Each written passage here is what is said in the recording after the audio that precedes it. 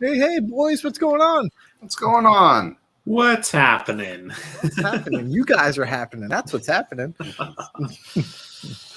Well, hello, everybody. Thank you so much for joining us today. We have a pretty cool session planned for you today. I'm going to do our introductions real quick. First of all, my name is Steve Teresi. I'm the VP of Technical Services here at JL Audio, and I am at the mothership right now.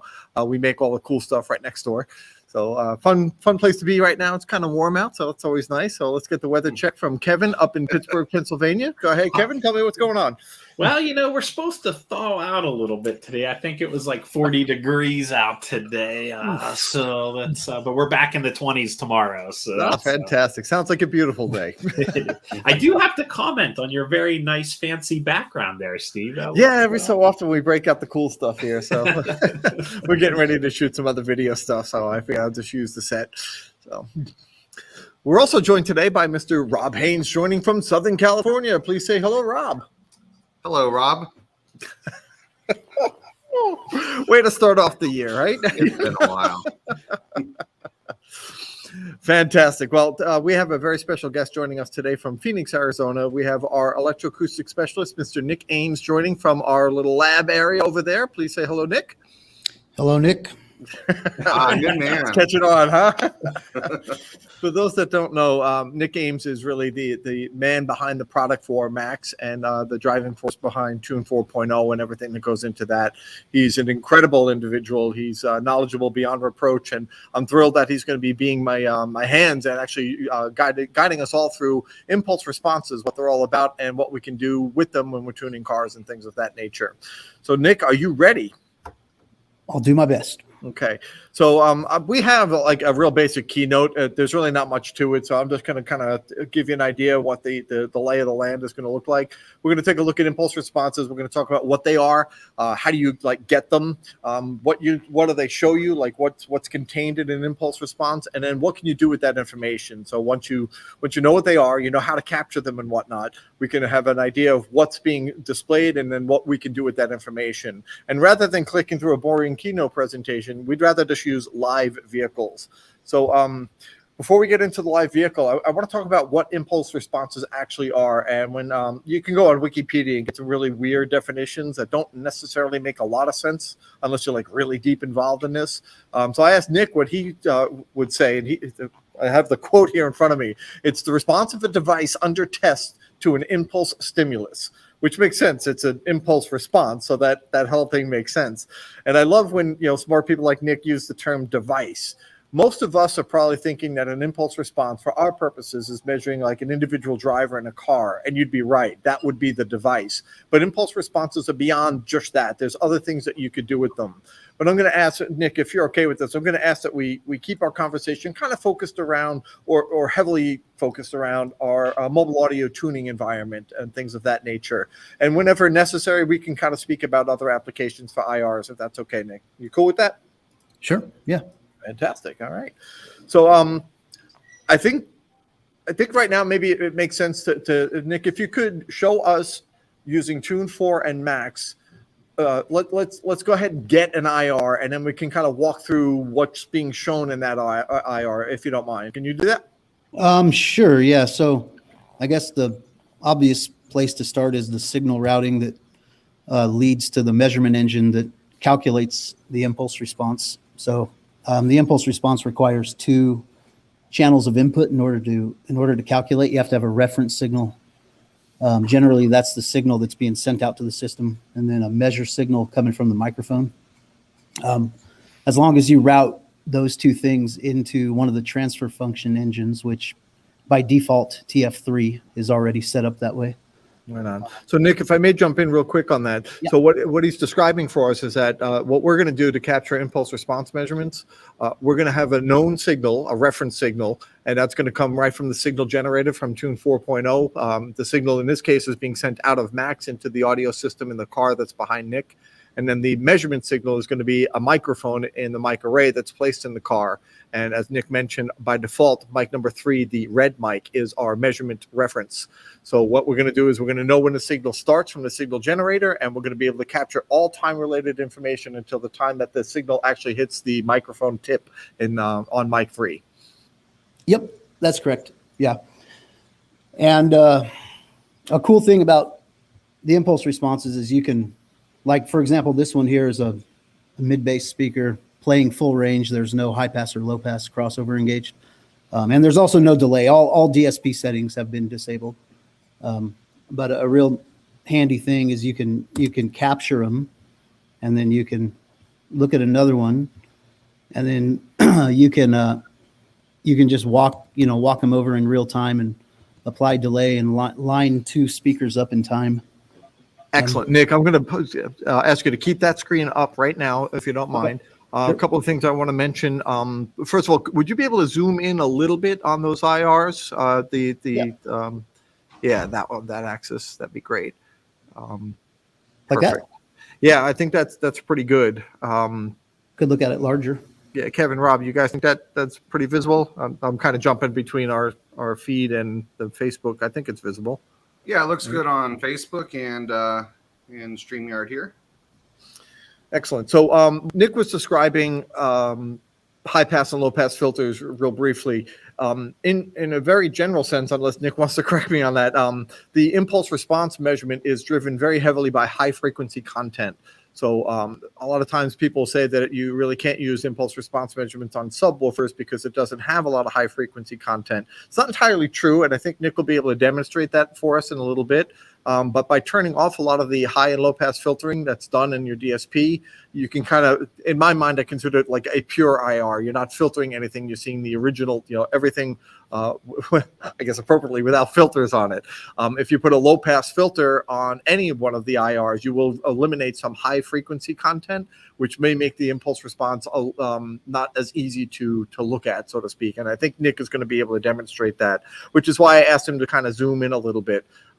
We're pretty used to looking at IRs, but again, this session is all about understanding them in depth. So this particular type of impulse response is what's known as a linear impulse response.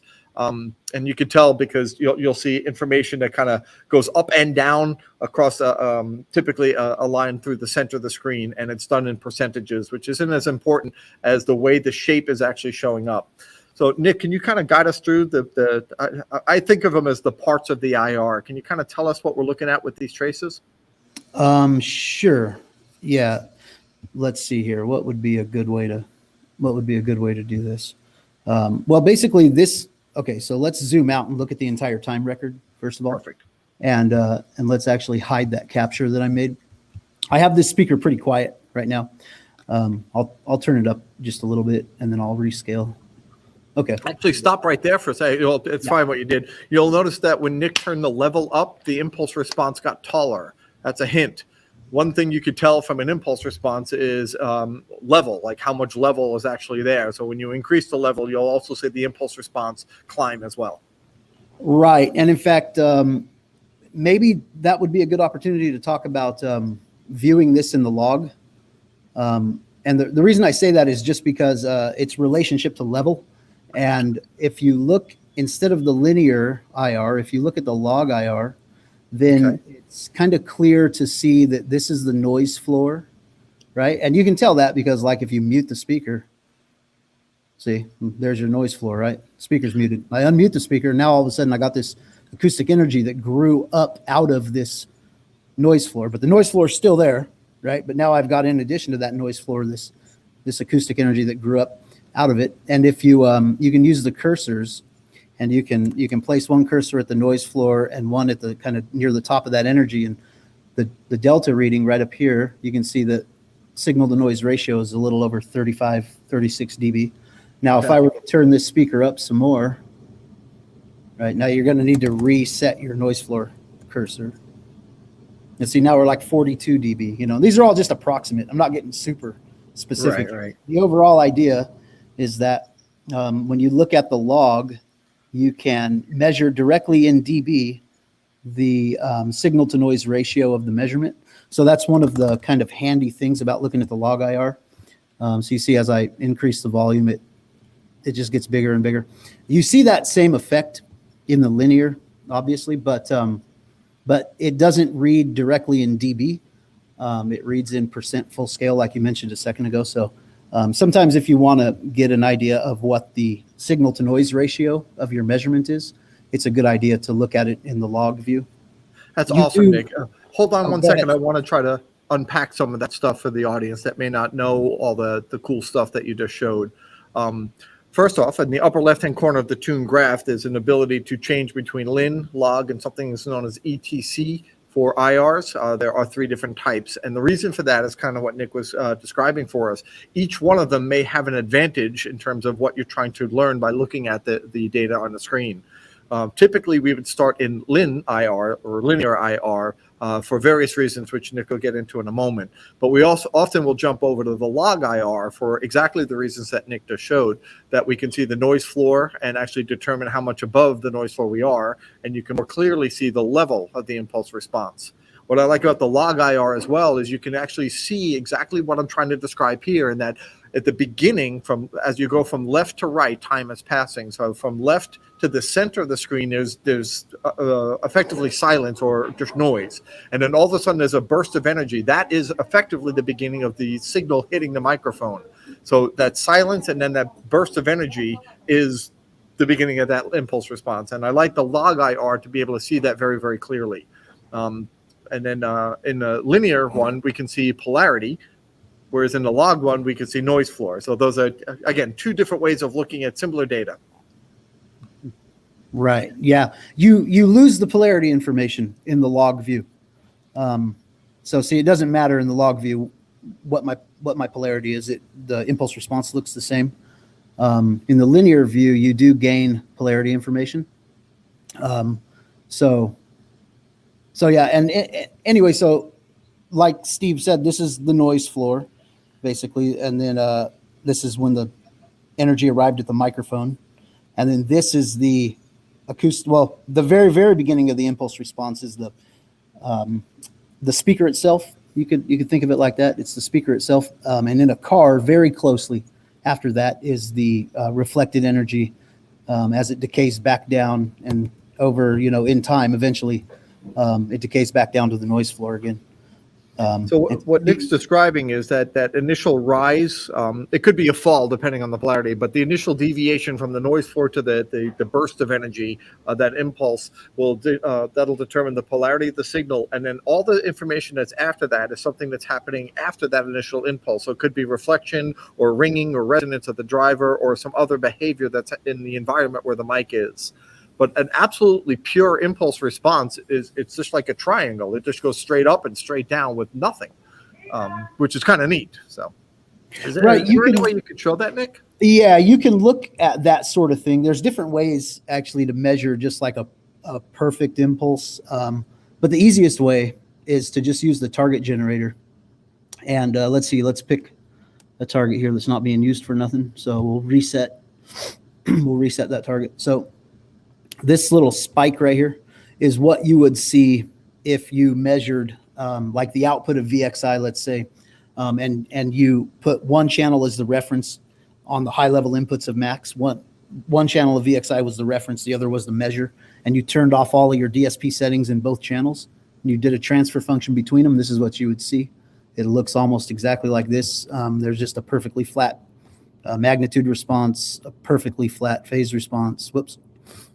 Phase response at 0 degrees, and just a spike at time 0. And then if you were to, like kind of I think a common thing that we encounter when measuring real systems is, as Steve mentioned earlier, the low pass effect. So high pass filtering doesn't really remove the kind of initial rise and height of the impulse response, but a low pass signal, when the signal's bandwidth limited, especially on the top end, then you get this effect where the impulse response amplitude is decreased, but its overall shape kind of stretches out in time. You can rescale that, obviously, but yeah, that's what low pass filtering does to an impulse response, and it'll do the same thing. Those same kind of overall effects happen to a real impulse response as well. I mean, real like from a speaker. So if we low pass filter this, right, we'll see that the height will decrease, and you'll see it start to, it looks like it's moving to the right, and in some degrees, in some ways it is, because the low frequency information is being phase shifted, otherwise referred to as group delay. So there is a bit of a delay effect going on. It's kind of frequency specific. So low frequencies are being delayed that way, and high frequencies are being attenuated. So the overall net effect is the impulse response shape decreases in height and stretches out in time.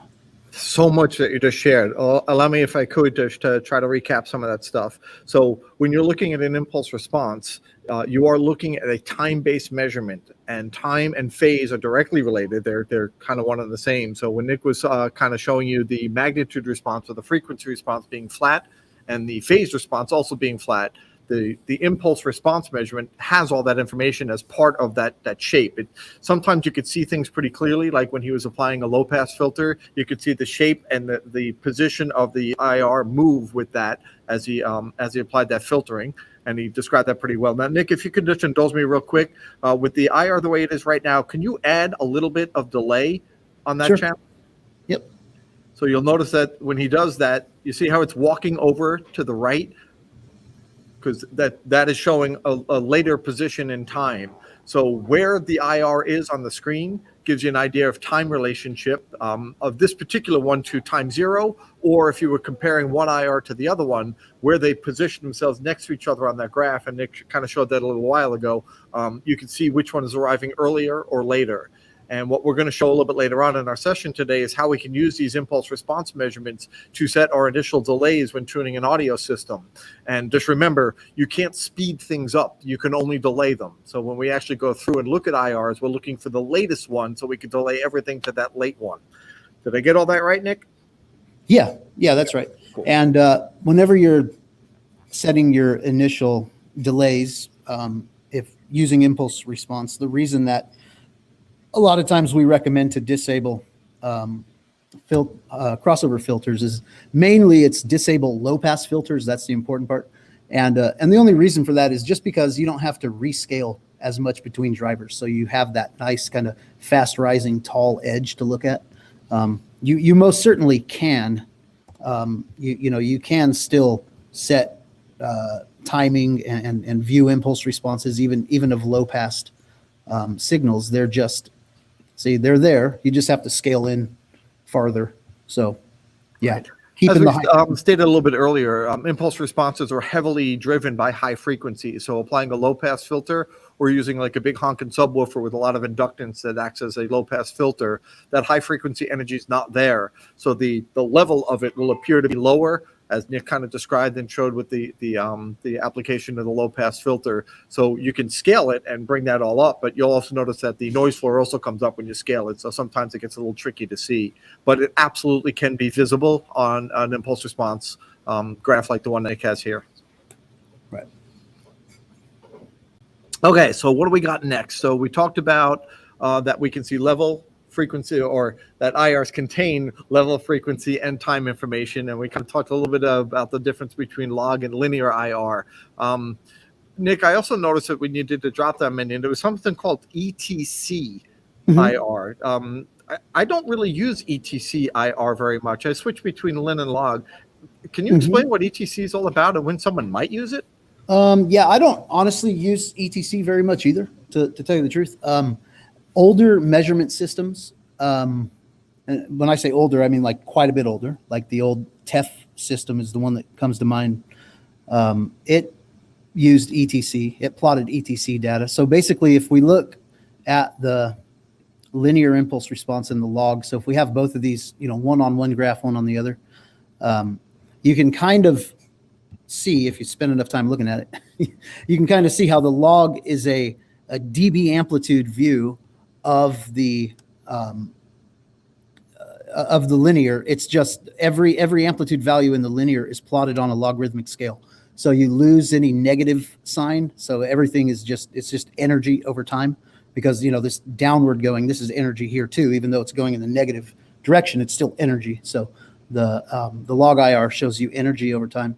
And then the ETC is the kind of like the amplitude envelope of this log IR.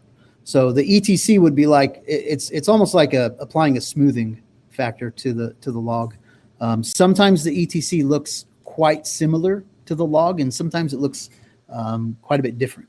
So it just depends. See, like with high frequency stuff, like with tweeters, there's very little difference between ETC and log. They look real similar.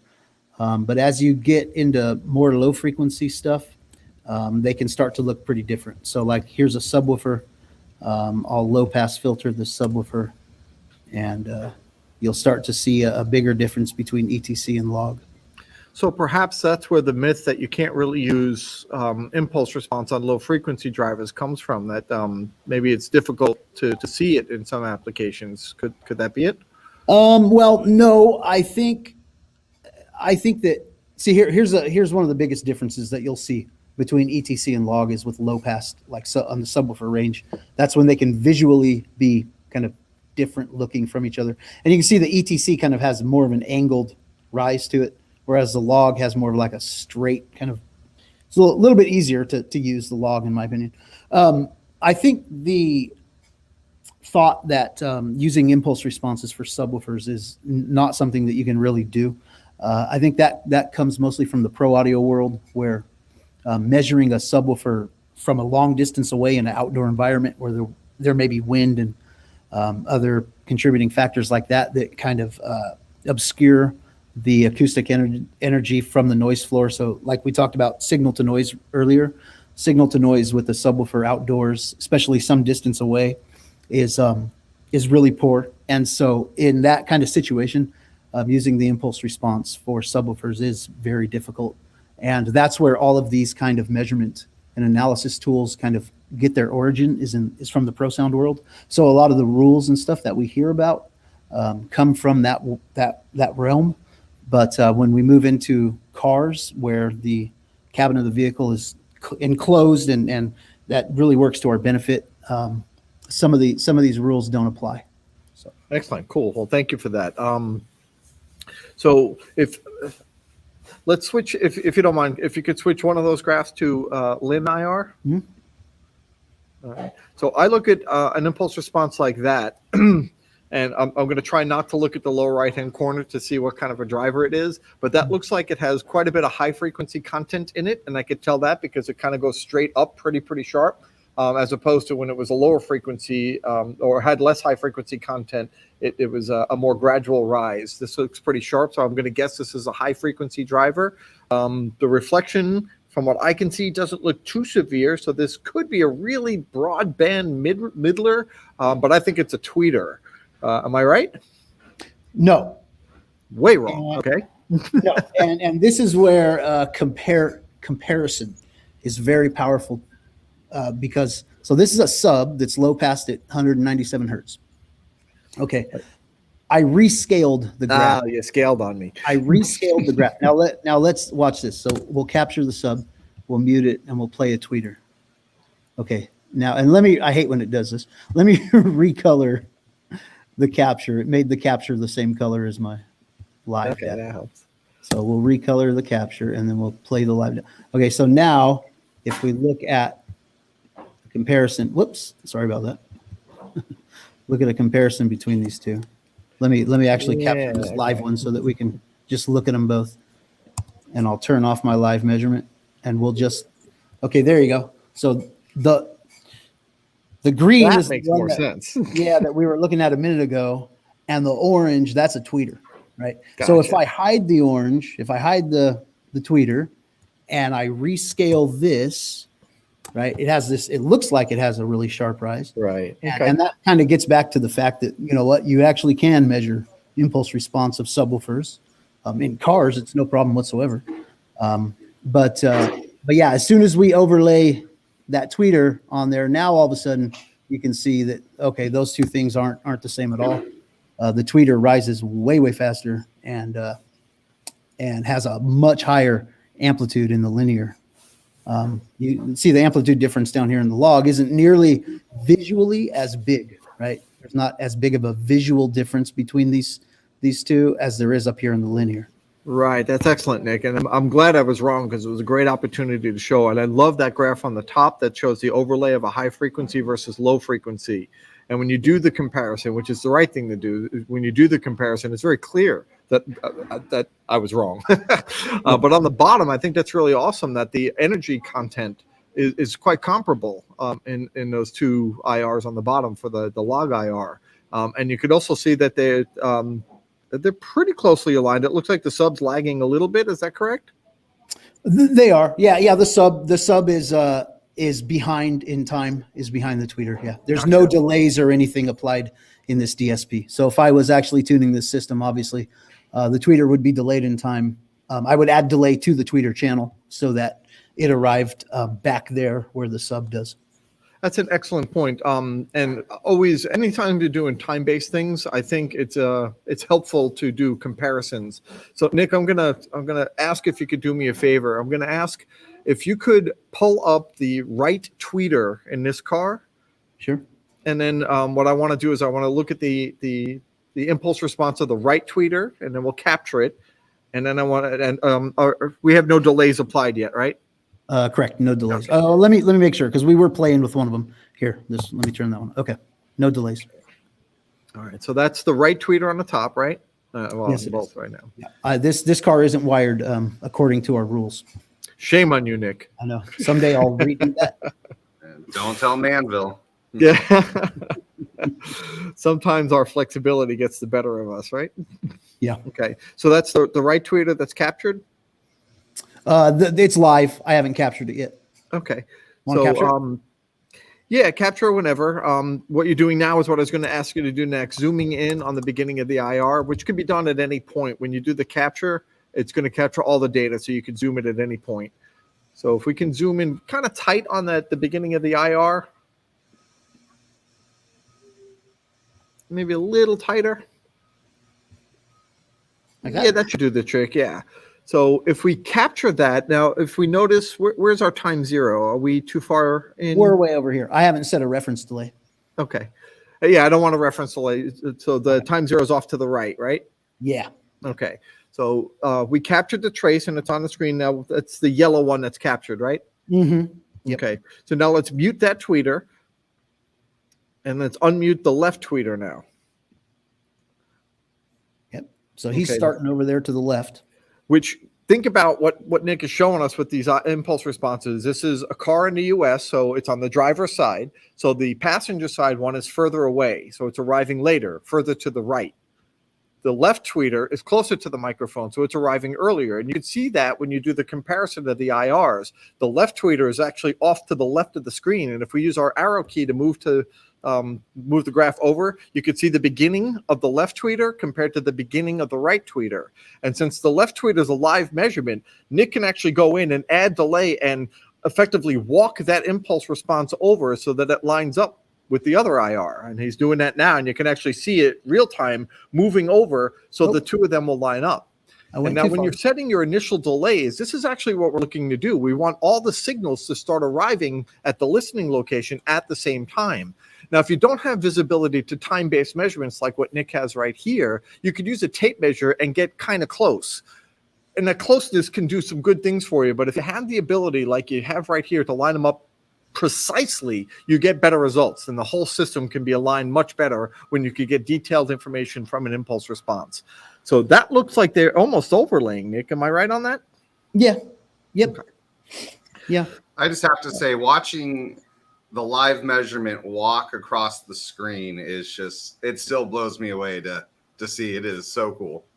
Oh, it's Yeah, and the awesome. cool thing about go ahead, Nick. Oh, I was going to just say the cool thing about that is, we're right now we're using VXI, but we're not using any of the little tricks that you can do with VXI, like shift click and that kind of stuff.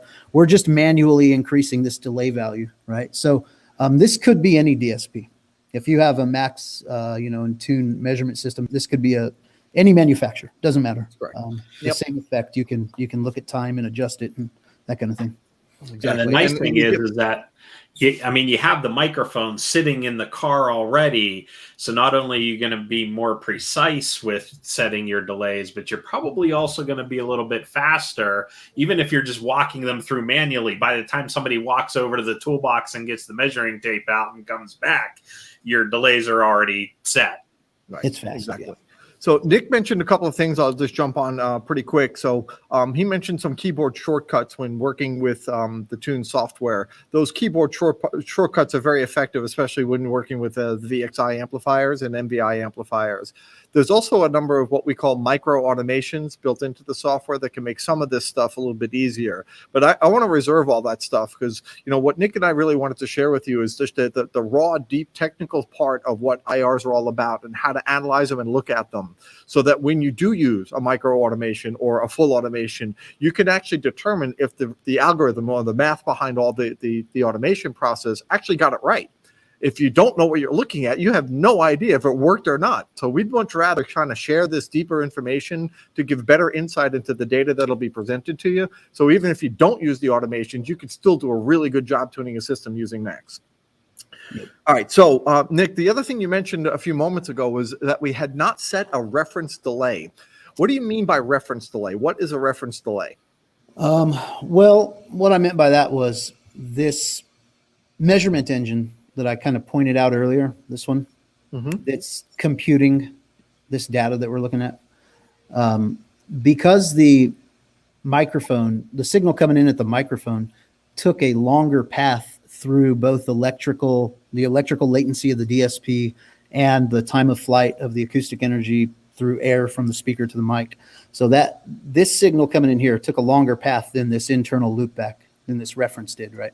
Our reference signal only has gone through the DAC and the ADC, and that's all. Whereas the signal that the mic is picking up has gone through the DAC, the VXI amp, to the speaker, through the air to the mic, and to the ADC. So it's got a longer latency. So if we're going to compare this signal and this signal, if we're going to compare them and look at the phase, then we need to align them in time, so that the phase response is viewable, so it doesn't have a bunch of excess wraps in it one way or the other. Now, normally the default setting is the reference delays at 0, right?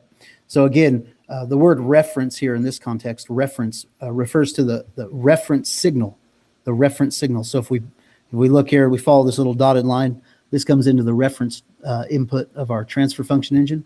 So there's a delay block inside that transfer function engine that lets you put a delay on that reference signal to remove those excess latencies. So if we look at the impulse response again, now I changed this back to 0. I had it set at some random value earlier, but so if I wanted to look at the phase response of this speaker, for example, I would need to set my reference delay right there at the beginning of the impulse response. So you can use your cursor to read that value out. It's 4.94 or so, 4.94. Or you can just right click and it will input that value right here. And then when you look at your phase response, now there's not as much. Let me show you. In fact, let's capture that and I'll take this back to 0. Okay, see the difference? Yeah, I definitely do. So I've seen a lot of people, kind of show that red trace that's active right now and said, this is why you can't look at phase response on a car. And I always kind of chuckle a little bit because, I know now that you can. Once you have a reference delay, you can actually look at the phase measurement. And Absolutely. This, again, we're looking at phase right now, but it's all driven by that setting from the impulse response. When Nick said that you can use the right click, that's just basically finding the beginning of the impulse response, and the right click trick basically takes that and copies and pastes it into the reference delay field. You could do that manually just by kind of putting numbers in and moving things over, so to speak. But the right click trick is really, really cool. Right. So see, now this says 4.90. If you look here at where this like thicker white line is at the middle of the graph, well, it's not the middle now. Okay, there. Now it's the middle. Right. See, it says 4.90 right there. So you've replaced 0 with this new value as a reference. Yeah. So this is what we refer to. Sometimes you might hear us say time 0. This is like our perspective in time. This is where we're kind of standing on the timeline and viewing this information. We're standing at 4.90 milliseconds and looking at the information. So all of the stuff to the right of it is positive values relative to 4.90, and all the stuff to the left of it is negative values relative to 4.90. Excellent. Again, Nick has shared a lot of information with us. I'm going to do my best to kind of unpack some of that. So time zero is basically what we're defining as the beginning or the reference point for all the other measurements. So that's why we do the right click or the reference delay insert. There was something else you said that was really cool. There was so much that I kind of lost it. I'll think of it in a minute. So when we find that reference delay and we have our beginning, we can use that to set our other delays now, right? Relative to that. You can, yeah. You can do it one of two ways, right? You could just capture. Okay, so let's start these. Let's start these over. So we'll put this dude back at 0, and we'll put this dude back at 0. Okay, so if you want to find the first, what you would want to do is find the longest speaker, right? So normally what I do is I'll just start at the top of the list. I don't really care where it's positioned. I don't really care where it's positioned or in the car when I'm doing this process. I just unmute the first one on the list and I right click and make that my reference delay. So the same process we did a second ago. So now that guy's the reference. So now as soon as I mute it and unmute another one, if the other one is coming in later, then I'll say, okay, well, that's my new reference, right? And then I'll just go down the list, and that one's earlier, so he's not going to be the reference. So follow along with what he's doing here. He's looking for something that's arriving later than the anything else that he's already measured, because we're looking for the last arriving signal. And that's right. What that reminds me of what I forgot a moment ago. Nick had mentioned earlier that the delay or the impulse response is accounting for everything between the time the signal leaves the signal generator to the time it's captured at the microphone. So the actual amount of delay is not really important. So if you see a big scary number, that just simply means that somewhere along that path, there was a lot of latency or a lot of delay inserted into the path.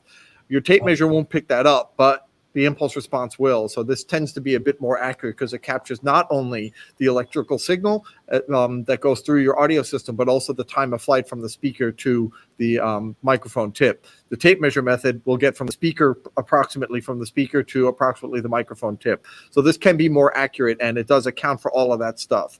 So I was hoping to stall so Nick could go through and find our last arriving signal. I think he has. Yeah, I think so. Let's see. And the sub. Well, no, probably the sub. Yeah. So a lot of times in mobile audio, it will be the sub. It's usually like in the back of the car or something like that. Occasionally, you'll have it up front, so it may not be the case, which is why I think Nick's method of going from I call it the top of the stack, as you go down from A to B, C, all the way down to the whatever number of channels you have on your system. You'll find the last one simply by looking for anything that's showing up further to the right of wherever that new reference point is. Yep. Yeah. So now we've set the reference delay. Our point in time, our perspective in time is now set to that longest speaker, which in this case was the sub. So now what I'm going to do is just unmute the first speaker. And with VXI, you can just put your cursor at the beginning of that impulse response and shift click, and it'll take whatever the delta value was between this time 0 that we established and your current cursor position, and it'll put that value in right here. All right. So what Nick is doing now is, since we've established the last arriving impulse response, and we could look at anything else, and all of the other channels now will be arriving earlier. So if they're arriving earlier, we can apply delay to make them line up with that latest arriving signal. And he's sharing with us a trick of how to insert that as a delta delay, or the difference between the 2 points. And it'll insert that automatically into the DSP for VXI and MVI. If you're using another brand of DSP, you can also insert these values by looking at it with the cursors on your screen and inserting those values into your DSP. These little keyboard shortcuts are really great time savers if you're using a JL Audio DSP product.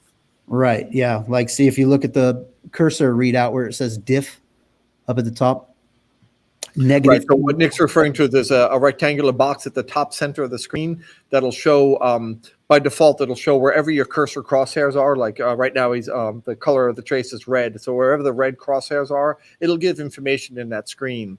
There are also some cursor controls that you could lock a cursor and look at relative information. That's a conversation for another session, but the information that's up in that screen can help you if you're using a different DSP. Right. Yep. So the value there that says diff on the IR graph is always the difference between whatever your reference delay is and your current cursor. So it says 2.76. It says minus 2.76. If we just take away the minus sign and type in 2.76, then it'll put that value. It'll move it over correctly. Or the faster way, instead of doing the typing, is to just shift click and let it put that value in.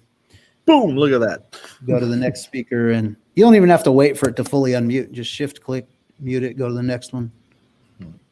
So you can see once you get that reference delay, you go down the stack, you find that latest arriving, then it's literally just a matter of mute, unmute, go, mute, unmute, go. And you're literally aligning everything in time to that latest reference point.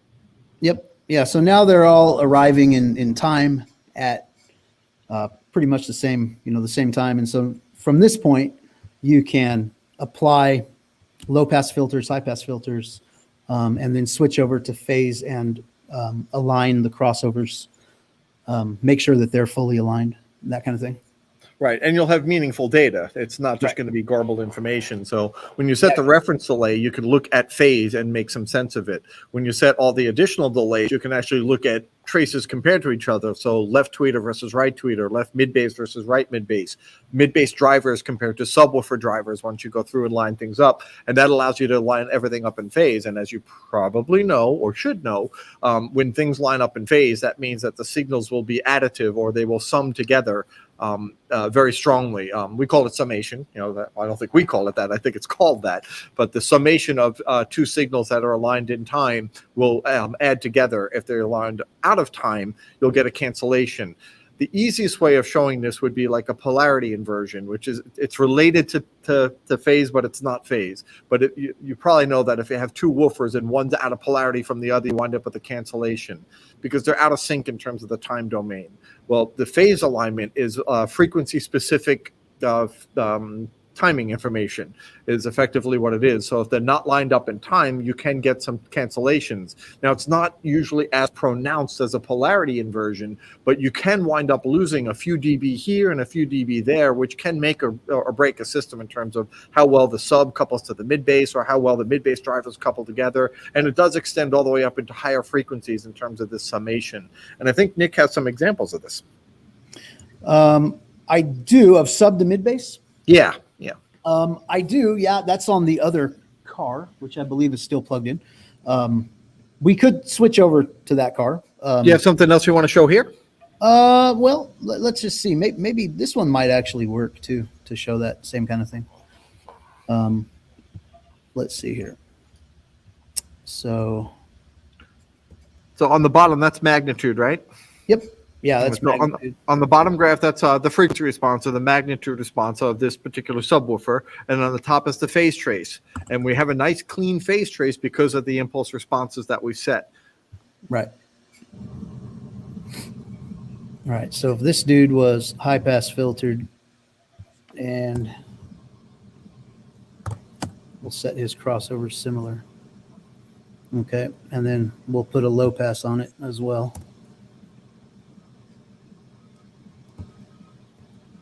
Okay, so if I was looking at these two phase traces here, I might be inclined to, I probably would. I would add. So now, real quick, Nick, the blue one is the subwoofer trace that you captured, right? Yeah. Right, so on the bottom, you have the frequency response of the sub in blue. On the top, you have the phase response of the sub in blue. And now the red traces are live data right now on a mid-bass driver, I'm guessing, right? Yep. Or mid-range in this case, right? Mid-bass, mid-range. It's a two-way. Yeah, Gotcha. And I mean, normally I would do this maybe in a slightly different order. I might EQ my responses to match the targets first. Right.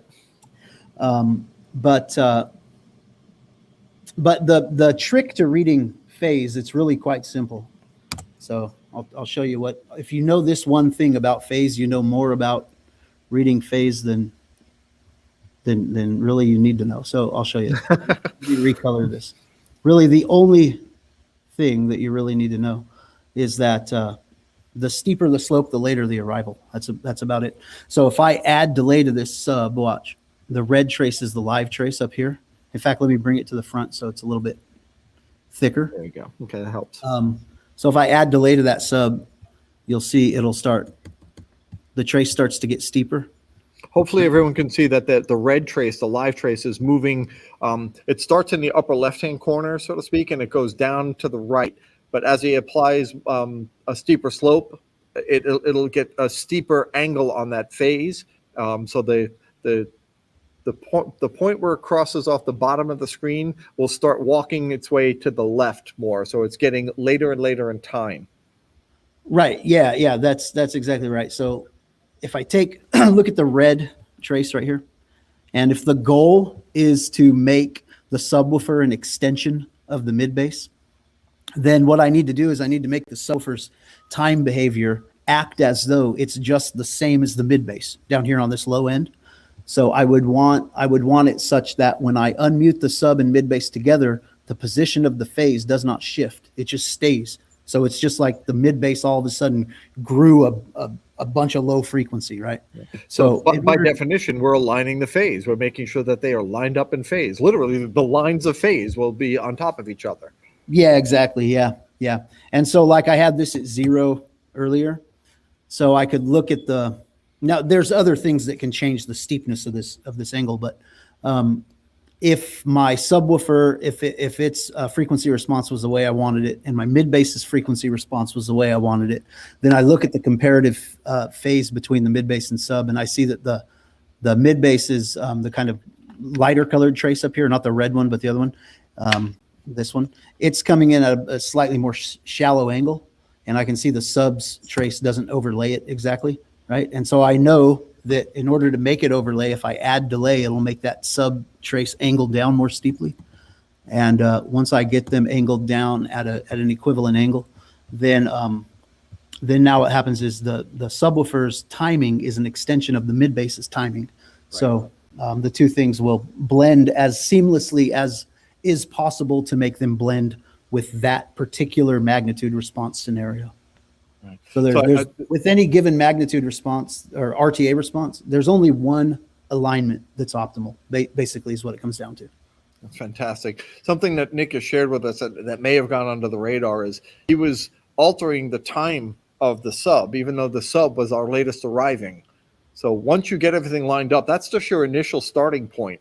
You know, it's not against the law to make changes to the sub's time signature as well. So if he wanted to, he could add delay to the sub. As long as those phase traces line up the way he just showed us, like you just mentioned, there's only one right way to do that. It's when they're perfectly aligned. So whatever it takes to get there, that's what you're looking for. Right. And the reason that I added delay to that sub is because whenever we aligned the impulse responses, I believe I had the sub low passed a little bit, but I didn't have the mid bass low passed. So what I ended up doing was I took I didn't have the mid bass high passed, my bad. I added a high pass filter to the mid bass, which if we unmute the mid bass and look at its phase response with no high pass filter.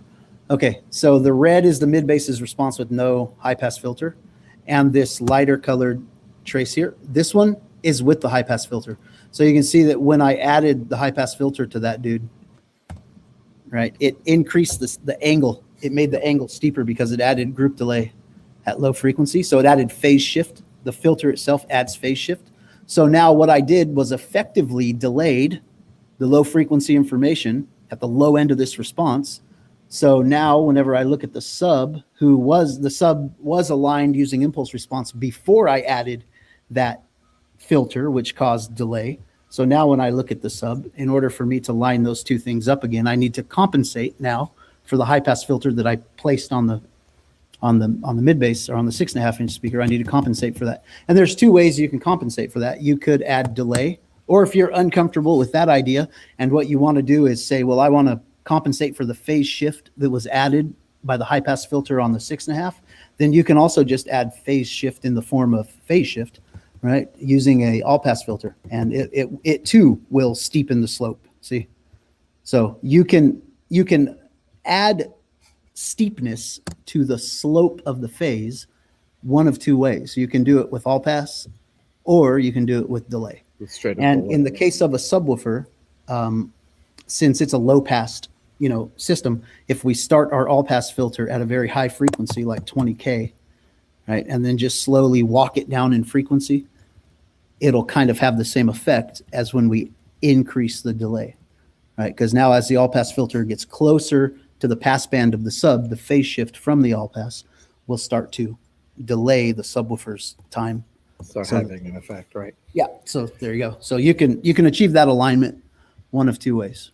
Excellent. So that does bring up a point that took me a while to get my head around and get comfortable with, and that's that when you're looking at an impulse response or even a phase response, there's really no good impulse response and bad impulse response. There's just impulse response, and it's going to contain information related to the frequency response or the magnitude response, the level of the signal, as well as the time signature of the signal that can be used for all of these other graphs that Nick is showing, which is, I think it's kind of interesting that we're talking about impulse response. And as soon as we got done with impulse response, we immediately went to the RTA or magnitude response, as well as the phase response, because now we can. Our impulse responses are all set at that point for the initial settings, and now we can actually look at the relationships. So when we talk about all the different filters, and Nick's been talking about several of them, the one that we haven't really talked about has been the EQ. And this is something that Nick and I talk a lot about, that when you're looking at a response characteristic, the frequency response, and you see like abnormalities, there's too much energy at 500 hertz or whatever the case is, or there's a null at 200 hertz or whatever the case is, that information is actually contained in the impulse response. You just can't really see it, but you can see the effect of that in a time signature, so to speak. So Nick, if you could, if it's possible, can you pull up an EQ to have an impact on one of the traces that you have? Yeah, let's see here. Let's get this one off of there. Let's look at that subwoofer again. That might give us clear. What I'm hoping that we can show here is if there's a bit of excess energy in the measured response, we can look at the time signature of that measured response, and see what changes when we apply an equalization cut to try to compensate for that excess energy. So, I do have some good examples of that. I don't know if this one is going to be one of those, but we'll take a look and see. So like, let's see this kind of hump right here. Let's do this. Why don't we just get a target on the screen, and let's reset that guy, and let's take it out of the sum, and we'll just make it a low pass target, kind of the same way as the sub is low passed. Yeah, close enough. All right, whatever. It's good enough. Okay, now we'll all right, cool. So let's see here. So what if we were to EQ? Oh, whoops, that's my target EQ. I do that all the time. Output EQ. All right. The big orange bar is not enough, huh? No, I know. I'm blind. So if I was to pull that hump down, and probably what we'll do is we'll EQ this response so it's a little closer to the target, and then we'll notice that the impulse response is changing as he alters the EQ. That's kind of what I wanted to make sure people were able to see. You can't see exactly what frequency is changing or even by how much, but you can see the shape is changing. The data is in there. Right. And what we'll do is I'll go ahead and capture that impulse response, and then I'll bypass the EQ, and we'll look at the difference between the EQ'd and non-EQ'd impulse response. So let me hide. To me, it's kind of like the Matrix, that all the numbers and stuff flowing down the screen, and you can see through it and see the lady in red or something like that, right? All right. Sub with EQ is right here. And now what we'll do is we'll bypass those three EQ filters that I put on there. So let me make sure I'm on my right channel here. Sub and all off. There you go. So there's what it did. So okay. So yeah, it actually does. That's just kind of interesting. You see this in home audio a lot too. It does improve the transient behavior of the sub using minimum phase EQ like this. It reduced the overall level a little bit, right? Because we did take some energy out. Right. But it's like okay, so if we were to measure this sub outside of the car, right, these two humps right here, there, and probably that third one, those aren't part of the subwoofer's native response. That's a function of putting it in the car. And so obviously if it's a part of the car or if it's a part of the room, then that means that energy was added after the initial energy propagated from the sub itself, right? So then it stands to reason if I remove or decrease those added energies, then its effect in time is going to be later than the initial arrival. It'll affect this stuff back here, not just the initial, because the initial part, this is the sub itself, and then this stuff back here is the car's influence on the sub, you know. Or and this kind of example can be even more evident when you're in a room, like a home audio situation with subwoofers, but the same principles do apply. That's awesome, Nick. I love being able to see the changes. And of course, I can't look at the impulse response and say, "Oh, he just cut at 50 hertz." I can't see that, but I can see the effect of that in the time signature, which is why I just wanted to go back real quick. It's not that there's a good or bad IR or phase or anything that's normally not something that we could look at. It just is. It's the comparison. It's the what I call the complementary driver. So a left mid bass to a right mid bass, making sure that whatever the phase trace looks like or whatever the impulse response looks like, to make them as similar as possible. Or you take the left and right mid bass, you make them a pair, and you capture that data and compare that data to the subwoofer because they're complementary. The sub plays into the mid bass drivers. So aligning all of this stuff, making sure that those complementary drivers are dialed in correctly in the time as well as in the magnitude or the level situations. That's what really system tuning is all about. Getting all these, to me, it's all about numbers at that point, and getting all the numbers to line up so then we can actually get in a car and listen to the result of it. And the better you do with the objective stuff, the number crunching, the more likely you are to have good results when you get in to actually listen. Would that be right, Nick? Definitely. Yeah. So, I view tuning the system from the analysis perspective, to me, is kind of analogous to when you're installing the speakers. You wouldn't hook up the speaker wires and then leave the woofer dangling by the cable and say, "Hey, let's hop in and hear how it sounds." Right? You wouldn't do that. You'd know there's no point yet, right? I need to mount the speaker first. It's kind of similar when you have a bunch of sources of sound coming from different distances and they're all arriving at different times and that kind of thing. If you go and listen to it at that point, you know for sure that there's going to be destructive cancellations going on and all sorts of stuff. So I view optimizing the system from the analysis perspective as just an extension of the installation. You're making sure that all of the acoustic energies are, instead of destructively interfering, they're constructively, summing together and that kind of thing. And then from there, you can get in and listen and actually make subjective changes with global EQ or individual level, transducer level, or that kind of thing. Right. And if you've done all this objective analysis ahead of time, am I right in saying that the changes you'll make when you're listening to it subjectively with music while you're sitting in the seat, you don't really need to mess with the time domain because that's kind of dialed in already? It's more about the how the system presents in terms of level and frequency, right? Yeah, in my experience and talking with a lot of other people over the years, it does seem that once you get the system dialed in, if we're talking about a single seat tune, yes, once you get the system dialed in via analysis, then as far as like imaging goes, that really becomes a function of level.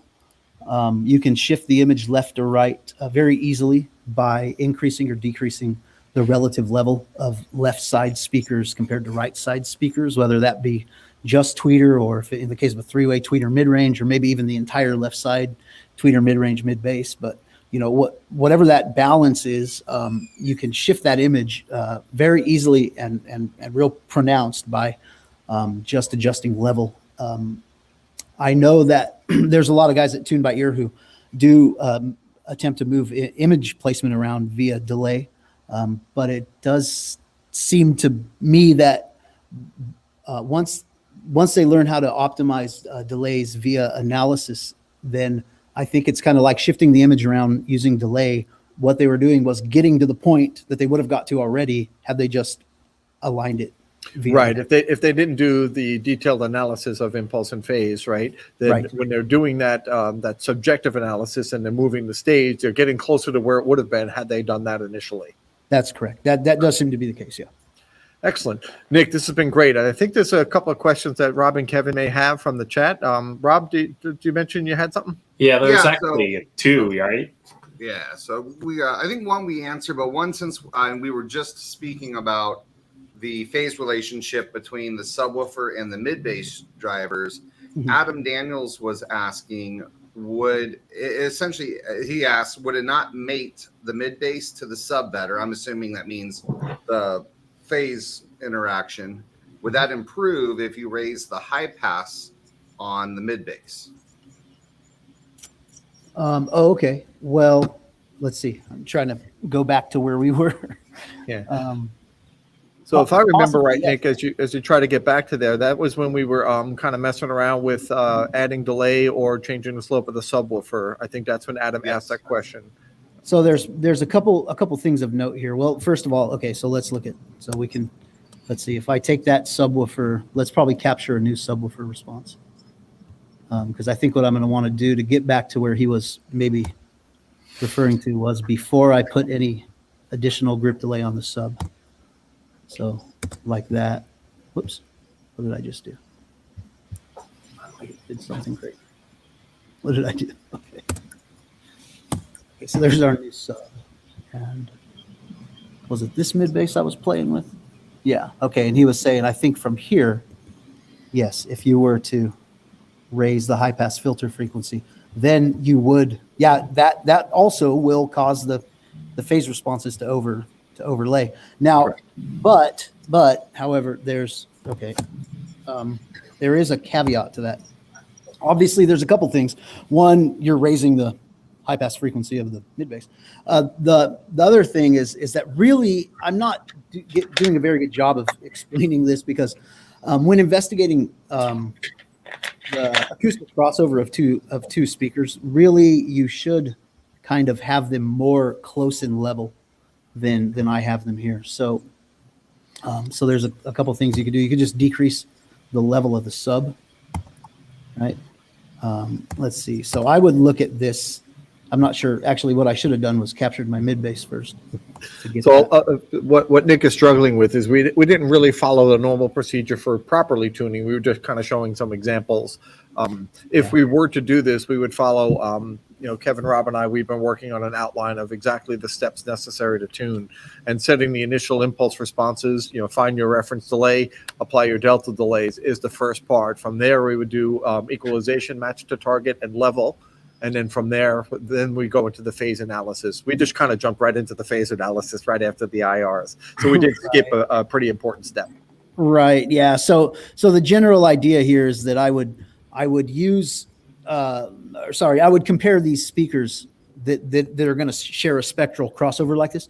I would compare them at a more equivalent level, right? I'd have their level more equivalent. That way, I can look down here and see, okay, where do they actually, cross one another?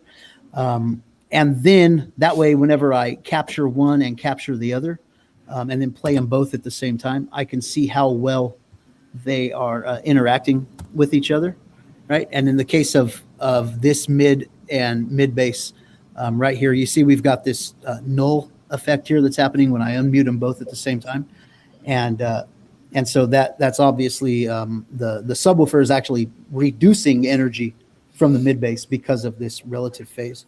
So if we were to come back into our wrong speaker, sorry. If we were to come back into our sub here and add some group delay so that their phases overlay more closely, kind of like we did a minute ago, and then unmute them. In this particular scenario, we wouldn't have as strong of a null here. In fact, they may not null at all anymore. See, there you go. So Look at that. So now you've got strong summation across this entire crossover region. So the idea is that you can use the RTA or the magnitude as a sanity check to see if the crossover is aligned, because it should kind of fill in the way this does, where when I unmute them both at the same time, there is no area either where the sub starts to bleed over toward the mid bass or where the mid bass starts to bleed over toward the sub. There is no area in the summed response where the summed level dips below either one of the individual contributors, right? So if I come over here to my sub and I turn that all pass off that we just added, see, you can see now they null, right? So that's kind of a good sanity check. So you use the magnitude or RTA response as a check, not as the guide. We As look a at check, the phase. Yeah. Mhm. Gotcha. As a verification. So, I mean, let's just say you only had visibility into the phase. I know that's not true. Most people don't have visibility into the phase, but if you only had visibility into the phase, you could pretty much say for sure that when the traces line up, that they would sum well together. You can, yeah, especially at low frequency in a car. Especially at low frequency in a car. At high frequency, things get more chaotic, and it does get a bit more challenging. But it's a good kind of a good thing too that at high frequency the phase kind of relative phase of one speaker to another is less critical. Correct. Than the phase relationship of sub to mid bass. That's very, very critical to achieve that bass up front kind of effect. It's pretty awesome when you get it all dialed in too. And I've had people listen to some of the systems that we've tuned using some of the methods that Nick has shared with us. And a lot of cars will have a central speaker, and when we do aftermarket audio, we don't always put a center speaker in. And I wish we could just get the grill out of there, because everyone thinks there's a speaker in the middle, and there's not. It's just when everything's aligned so well, it's almost too good sometimes. And I think it was Manville that shared with me that sometimes we have to give up accuracy to improve realism, because it's very rarely going to be so tightly anchored. Sometimes you want to break it a little bit to make it feel more real. It's I don't know. It's a weird but a very positive experience, in my opinion. Yep. Any other questions, Rob, Kev? I think that's pretty much it. Glenn just asked about the tweeters and the access, if they were on access or off access that you were measuring there. In this car, they are off axis. Pretty well off axis. Pretty well off axis, yeah. Manville thought we were showing the Caddy. I don't think he realized that we were showing a real vehicle live over there in Phoenix. But he made a comment that they were very off axis, and he'd be right anyway. So. Manville also did say, though, that Nick broke the law. He did break the law. Yes. Well, okay, so just to tell the whole story, I did not install this system. Okay, you're safe. I purchased the car with the system had already been installed. It was from one of our other engineers here at JL, and he didn't install it either. But anyway, no, I'm obsessive about that whole tweeter, high to low, left to right. That's what makes sense, and I'm just that is the law.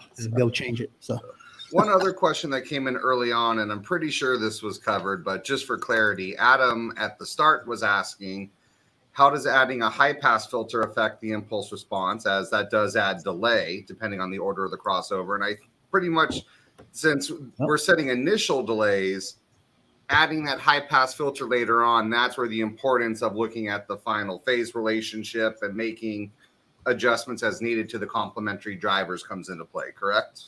Yeah, and another, probably the best answer I could think of, really, I mean, we could show what high-pass filtering a speaker does. And I guess we can do that real quick. Let me just I'm going to clear all these old traces here, and we'll unmute this dude. And this is one of those 6.5-inch speakers. And I won't put any low pass on. I'll only put high pass. So, okay. So I'll just roll the high pass filter up. So that's what it's doing to the impulse response. So you can see that in real time as he's doing that, it's changing the impulse response, but it doesn't look like it's killing the level like we saw with the low pass filter. Not as much, and you can see it's still starting like right up here, right? Because this initial thing right here, that initial rise, is really dominated by this stuff up here. And the reason that is because this is all linear math, basically, that's going on here with this impulse response. But we're viewing this frequency data here on a logarithmic scale because it looks the way we perceive it. But I mean, if we looked at it just really the way the math is, we would switch this to a linear scale, and then you'd see that as I roll this high pass filter frequency up. Okay, it looks on the log scale, it looked like we removed a bunch of energy We didn't. We only removed this tiny little chunk down here. We've still got all of this here that's contributing to this shape here, you know. And so we would have to really filter this thing quite high before we start to lose any energy from the linear the linear view of this frequency information, because the frequency information that plays a role in the shape of this impulse response is it's linear. It's not logarithmic. So like we look at it like this because that's the way that we perceive it when we hear it. But mathematically, it's like this.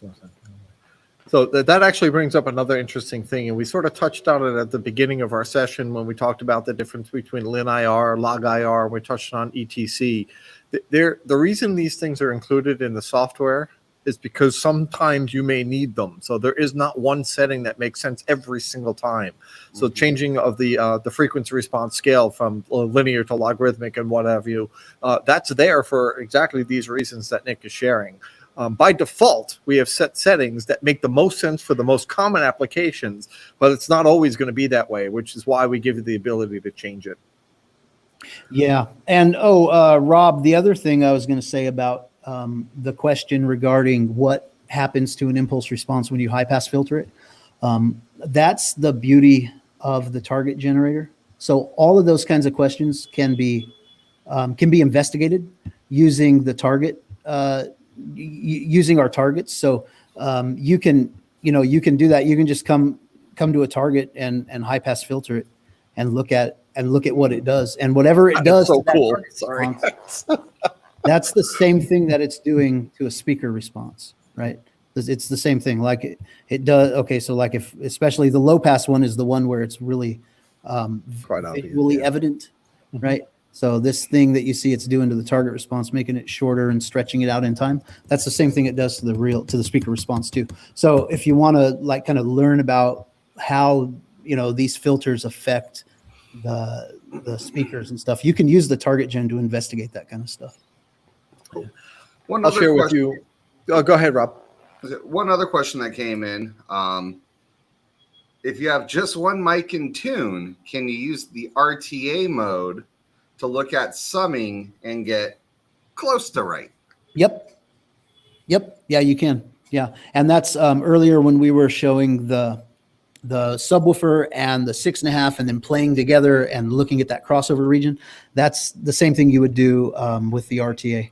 So, the whole idea really, as Steve mentioned earlier, behind sound system tuning is to optimize the interactions between the speakers. If we only had one speaker, then there'd be nothing to optimize, right? It's All we easy, need to do is just EQ that speaker and that's it, right? But since we got all these different speakers in the car, we need to optimize how they interact with each other. So toward that end, what you want to do with RTA, or even if you're using something like Max, you always want to capture the contributors by themselves, always capture them by themselves, and then play them at the same time. And then look at how they interact. Look at where that crossover region is and see if it's filling in like it is here. And then as a sanity check in the RTA, like here I just did sub to high pass right here.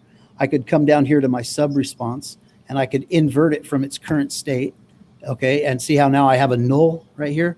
And then when I flip the polarity back, okay, now it's additive, all right? So that's a good indication, RTA only, that your alignment is at least pretty good, That's excellent.